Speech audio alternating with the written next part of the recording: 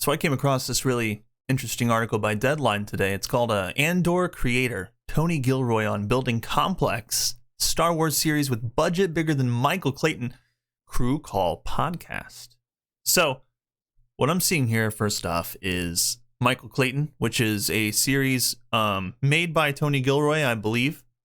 And that's with George Clooney. But I haven't seen it yet.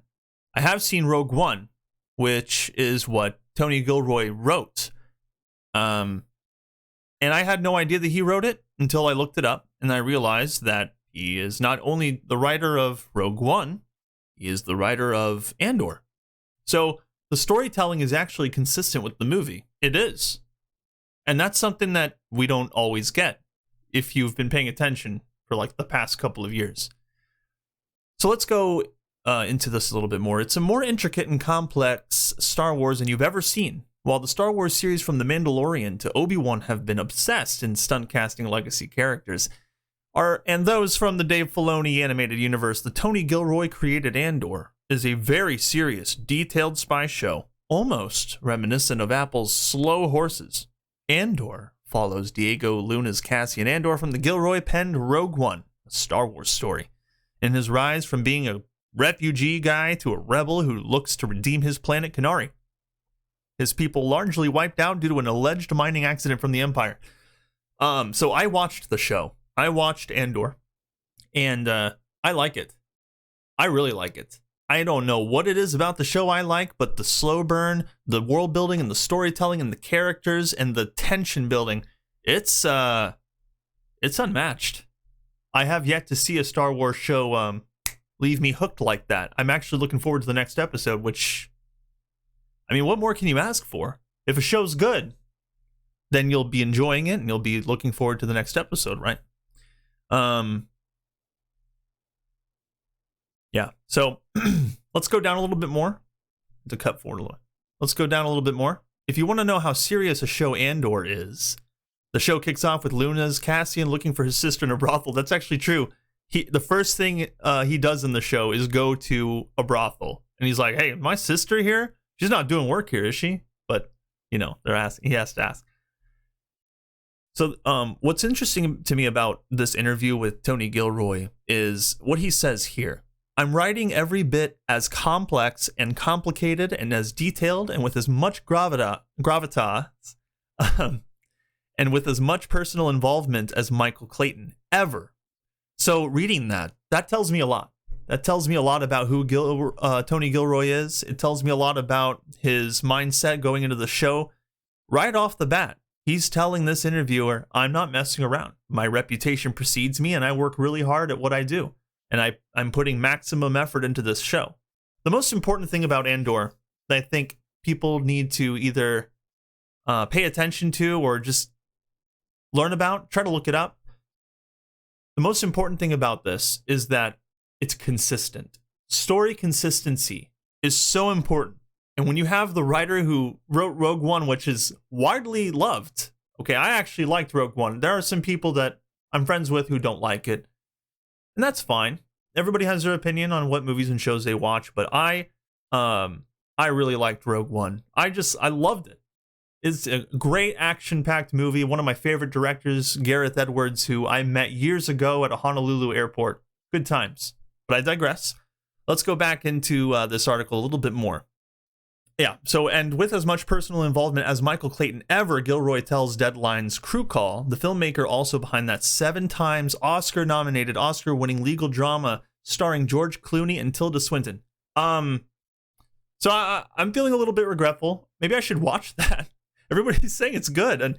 And since this show is so good, and since Rogue One is so good, I can't see a reason why I wouldn't enjoy it. But I really have a lot of respect for Tony Gilroy, because you can see differences between people like Tony Gilroy and then other writers. Because this dude knows what he's doing. He goes in and he says, I'm going to make this. I tried to make it before. They didn't like it. Now they have the money and they're letting me do it. And so he's putting everything that he has into it. And you can tell because in the show, Andor is a liar. He's a liar and a cheat. And he lies to everybody that he comes across. And it's possible that a lot of them lie to him as well. Like, everybody's lying.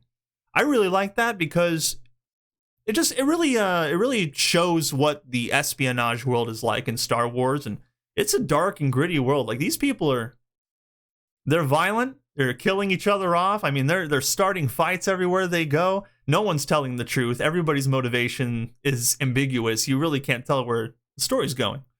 And I think that's why I love it so much. I mean, if you look at a show like Andor, and then you look at a show like Obi-Wan, it's just bombastically different. There's really no way that you can't tell that these are completely different shows. The pacing, the world building, the characters themselves, the writing. Oh, the writing is just so good. And I think one of my favorite things about Andor right now, and this, I promise, is the last thing I'm going to praise it for, the cinematography, the shots, the way that the dialogue is shot. I'm sorry, the way that the dialogue is conveyed, and the way that the cameras hit each character, and as the conversations go along, the tension builds so perfectly. It's very Blade Runner-esque. Okay, and I mean really Blade Runner, like so good. And sometimes I think that they just ripped a few scenes out of the movie. I don't have a problem with that. I think that's cool because Blade Runner is cool, and I love Blade Runner. But they shoot it very similarly, and for some reason, I don't know if it's just me. I really don't know. I could be. Everyone's gonna get mad at me or happy. I don't know. But that worked for me. It worked for me so well. Let's move on though, because I'm getting a little bit too passionate about how much I like Tony Gilroy now.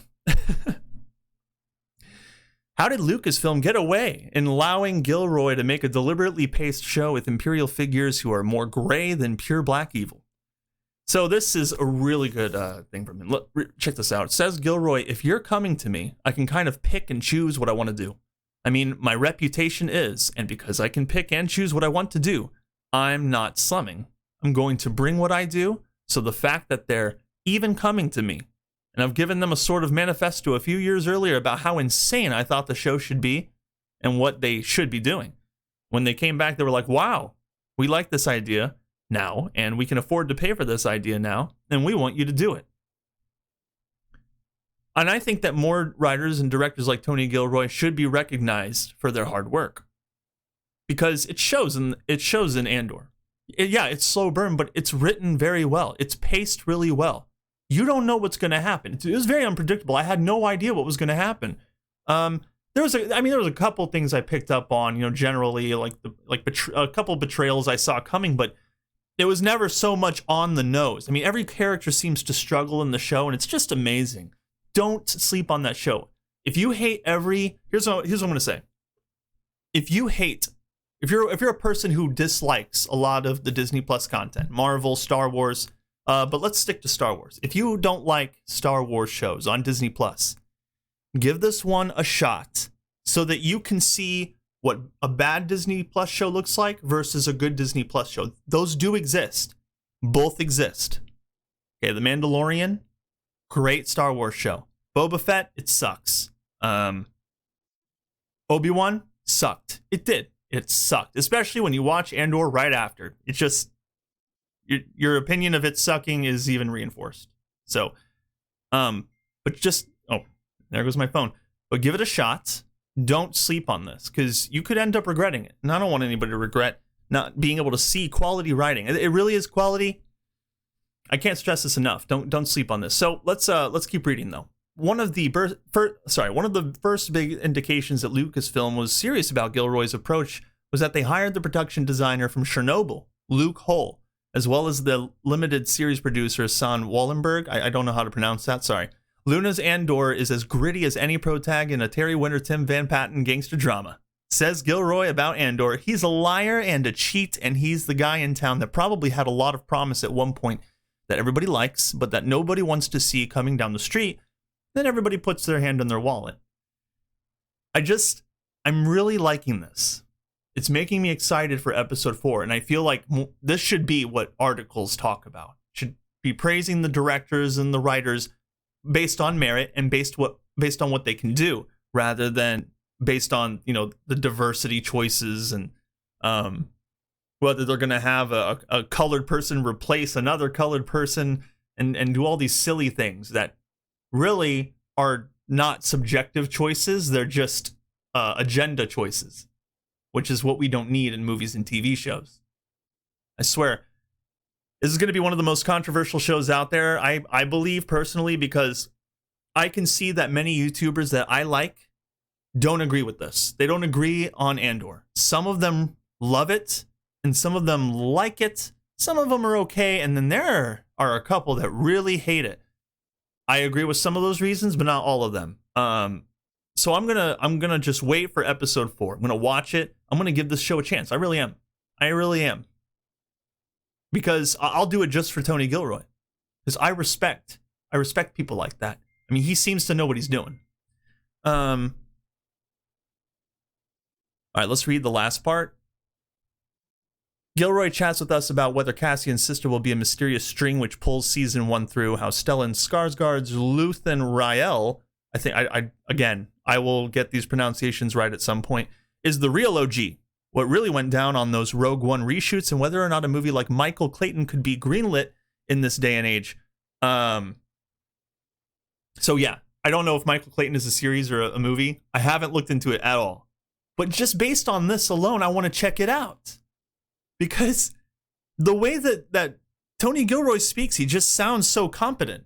And if you look at interviews with other people, you know what? I'm actually going to pull up an article right now that I want to show you guys. And we're going to contrast the two really quick before I end this video. Check this out.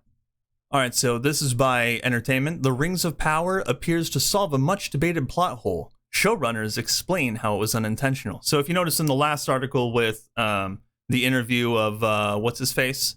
Tony Gilroy.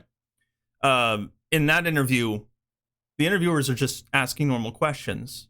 And they're letting Tony Gilroy take the wheel and as far as explaining what he's all about, what his motivations are for the show, etc., etc. He takes full control and he explains himself. But check this out. In the Rings of Power article here, this is what the interviewers do. They ask the stupidest questions ever. Check this out. So, in the opening minutes of The Lord of the Rings of Power, Galadriel's voiceover details a great war between the elves, blah, blah, blah, blah, blah. And we see a winged dragon-like creature take down a giant eagle in the middle of a battle. Okay, so this happens right in the beginning of Rings of Power Episode 1. If anybody recalls, if anybody's actually watching the show, not many are doing that, so I gotta ask. Okay. That moment was certainly epic, but for Lord of the Rings superfans, it felt like Amazon's new TV series was giving a rather final answer to a question people have been asking for decades. Why didn't the eagles just fly Frodo to the One Ring to and the One Ring to Mordor? Okay. When speaking with showrunners and executive producers J.D. Payne, Lindsay Weaver, and Patrick McKay, Insider asked if that shot of an eagle dying was an intentional reference to this question.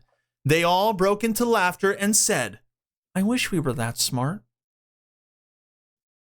I wish that they were that smart too. In fact, I wish that they would just switch out the writers and directors. Let Tony Gilroy take over Lord of the Rings at this point, because those first 3 episodes are better than everything I've seen in Rings of Power so far. Every Andor episode was way better. That's pathetic. And people keep texting me. And I'm not reading the text. I mean, I'm in trouble. All right, anyway. I wish we were that smart. Great, great, great question, Weaver added. I love that, and I don't want to say anything that disagrees with it, but it says right there, laughing. It was absolutely intentional from moment one. Oh, the interviewer's laughing, we're laughing, everyone's laughing, we're all having a good time, because we know we totally bombed this show, but we're just going to pretend everything's fine and A-okay, right? This is why people are being pushed over to House of the Dragon. Oh my goodness. Anyway, I hope you all have a beautiful day. Like and subscribe, share the video, click that notification bell, and I will see you all next time.